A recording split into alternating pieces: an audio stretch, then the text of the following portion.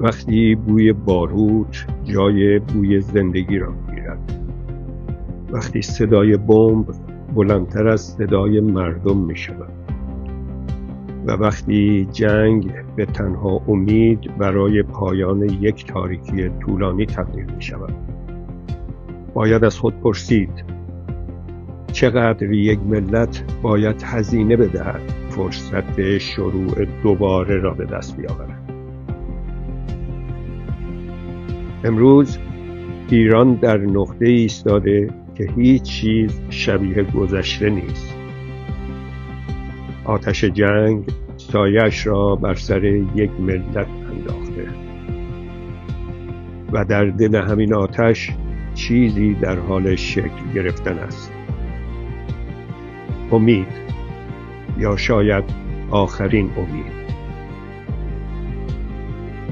در طول 47 سال گذشته بارها درباره‌اش صحبت کردیم.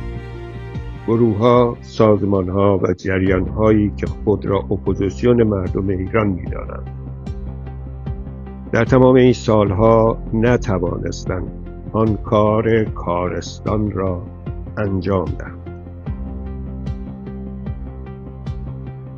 نتوانستند در داخل کشور سازماندهی مؤثر شکل دهند.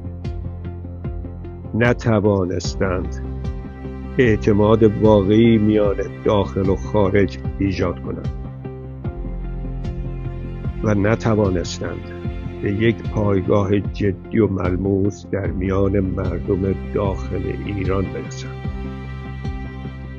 و در سوی دیگر مردم ایران، مردمی که در طول 47 سال سنگین ترین هزینه ها را پرداخت کرد. فشار سیاسی، فشار اقتصادی و سرکوب و کشتار، و با این حال هرگز دست از تلاش بر نداشت. بارها برخاستند، بارها ایستادند و هر بار با خشونتی بیرحمانه سرکوب شدند و باز هم ایستادند.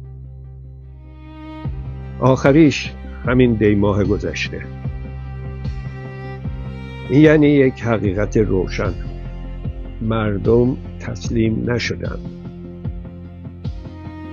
اما در کنار این امید یک نگرانی عمیق هم وجود دارد. نگرانی که بارها به آن اشاره کردم. این همه هزینه، این همه فشار و این جنگ در نهایت به چه چیزی ختم می شود؟ آیا پایان این مسیر آزادی است یا شکل دیگری از همین حکومت سرکوب؟ ترسی که وجود دارد این است که این ساختار بماند با چهره خبیث‌تر، یک حکومت نظامی‌تر، امنیتی‌تر و خشن‌تر از گذشته. و آنجاست که اندوه از همیشه عمیق‌تر خواهد بود. امشب شبی متفاوت است. پس از 39 روز بمباران، مهلتی که داده شده بود رو به پایان است. تا این لحظه هیچ نشانه ای از کاهش تنش دیده نمی شود. نه از سوی حکومت اسلامی و نه از سوی آمریکا. حتی تلاش‌ها و میانجیگری‌هایی که از جمله پاکستان انجام داده بود نتوانسته است تا این لحظه مسیر را تغییر دهد. و این یعنی خطری که هنوز پابرجاست. کمتر از 20 ساعت باقی مانده و هیچ کس نمی‌داند فردا جهان با چه چهره‌ای روبرو خواهد شد. تهدیدها ادامه دارد از هر دو سو، اما در این میان یک واقعیت تغییر نکرده. این مردم ایران هستند که سالهاست گروگان یک ساختارند. مردمی که در تمام این 47 سال قربانی بودند و در هر مرحله و هر بحران، در هر تصمیمی که جایی دیگر گرفته شده و با این حال امیدشان هنوز زنده است.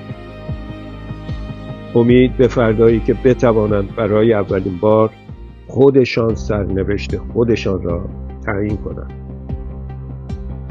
فردایی که شاید کامل نباشد، شاید بی‌نقص نباشد، اما میتواند یک شروع باشد.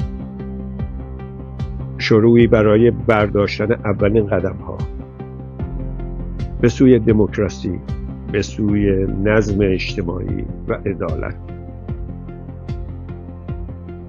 نه یک رویای آماده، نه یک معجزه ناگهانی، بلکه مسیری که باید ساخته شود.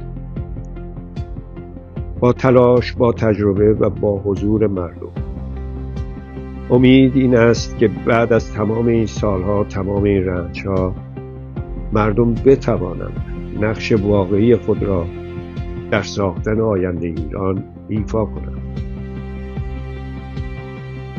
در روزهایی که بوی باروت با امید درآمیخته، در روزهایی که آینده در حالی از ابهام است، در روزهایی که یک ملت میان ترس و امید ایستاده، یک حقیقت هنوز باقی است. این مردم شایسته انتخابند. فردای ایران شاید سخت باشد، شاید نامعلوم، اما هنوز میتواند از دل همین تاریکی متولد شود. این سطرهایی بی مهلت بود.